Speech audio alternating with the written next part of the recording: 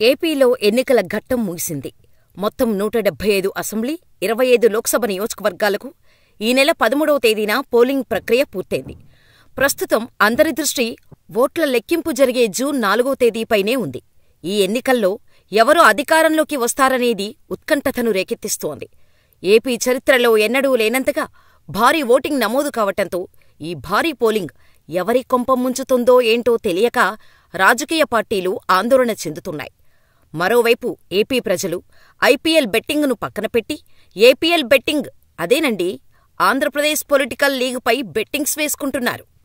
Andhra political league winner ఎవరు అంటూ betting రాయిళ్లు రెచ్చిపోతూ కాయరాజా కాయ్ అంటున్నారు. మరోవైపు రెండోసారి ముఖ్యమంత్రిగా వైఎస్ జగన్ విశాఖలో ప్రమాణస్వీకారం చేస్తారంటూ వైసీపీ చేస్తున్న ప్రకటన, వైసీపీ ధీమా ఏంటో అంతుపట్టక టీడీపీ శ్రేణులు జుట్టుపిక్కుంటున్నాయి. సీఎం జగన్ ఈ ఎన్నికల్లో తామే అధికారంలోకి వస్తామని ప్రకటించిన రోజు నుంచి టీడీపీ, జనసేన వర్గాలు జగన్ ఆత్మవిశ్వాసాన్ని చూసి వణికిపోతున్నాయి. ఐపాక్ టీం సమావేశంలో జగన్ మాట్లాడుతూ వైసీపీ 150కి పైగా అసెంబ్లీ, 22 లోక్సభ నియోజకవర్గాల్లో జెండా ఎగురవేస్తామంటూ స్వయంగా వెల్లడించడం టీడీపీ, జనసేన పార్టీలకు జగన్ గుండెధైర్యాన్ని చూసి షాకవుతున్నారు. అంతేకాదు, వైసీపీ మంత్రులు, నాయకుల్లో ఇదే ధీమా వ్యక్తమవుతోంది. వైసీపీకి గ్రామీణ ప్రాంతాల్లో ఓటింగ్ గట్టిగా జరిగింది. మరోవైపు మహిళలు, వృద్ధులు పెద్ద ఎత్తున ఓటింగులో పాల్గొన్నారు. వైసీపీ ప్రభుత్వం వస్తేనే సంక్షేమ పథకాలు కొనసాగుతాయని గ్రామీణ ప్రజలు గట్టిగా నమ్మినట్టుగా పార్టీ వర్గాలు చెబుతున్నాయి. సంక్షేమ పథకాల లబ్ధిదారుల కసితో ఓటింగులో పాల్గొనటం వల్లనే పోలింగ్ శాతం భారీగా పెరిగింది. ఈ విషయాన్నే రాజకీయ విశ్లేషకులు కూడా అంచనా వేస్తున్నారు. ముఖ్యంగా బీసీ, ఎస్టీ, ఎస్సీ, మైనారిటీ వర్గాలు పెద్ద ఎత్తున వైసీపీకి అనుకూలంగా ఓటేసినట్టు చెబుతున్నారు.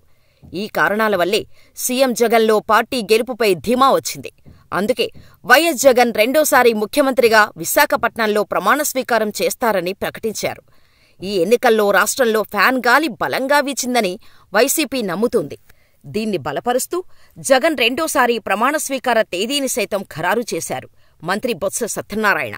సాగర నగరం విశాఖపట్నంలో జూన్ 9వ తేదీన జగన్ ప్రమాణస్వీకారం చేస్తారని వెల్లడించారు. ఫలితాలు వెల్లడైన వెంటనే దీనికి సంబంధించిన ఏర్పాట్లు పూర్తి చేస్తామని ఆయన ప్రకటించటం టీడీపీ, జనసేన నాయకులు శ్రేణుల్లో వణుకు పుడుతోంది. జూన్ 9న వైజాగ్లో జగన్ ప్రమాణస్వీకారోత్సవం ఉంటుందని మంత్రి బొత్స సహా కీలక నేతలు ప్రకటించటంతో వైజాగ్లో జూన్ 9 నాటికి ముందస్తుగా హోటల్ రూములు కూడా బుక్ చేసుకున్నారు. ఇప్పటికే కొన్ని చోట్ల హోటల్స్లో రూములు బ్లాక్ చేసి పెట్టినట్టు చెబుతున్నారు. వీఐపీలు, వీవీఐపీల కోసం ఏర్పాట్లు చేస్తున్నారట స్థానిక నేతలు. రిజల్ట్ వచ్చాక ప్రమాణ స్వీకారోత్సవ వేదిక ఫిక్స్ అవుతుందని అంటున్నారు. పైగా జాతీయ సర్వేలు సైతం మళ్లీ వైసీపీదే అధికారమని చెబుతున్నారు. దీంతో వైసీపీ శ్రేణులు, అభిమానులు ఫుల్ జోష్లో ఉన్నారు. చూడాలి మరి కౌంటింగ్ రోజు ఏ రిజల్ట్స్ వస్తాయో.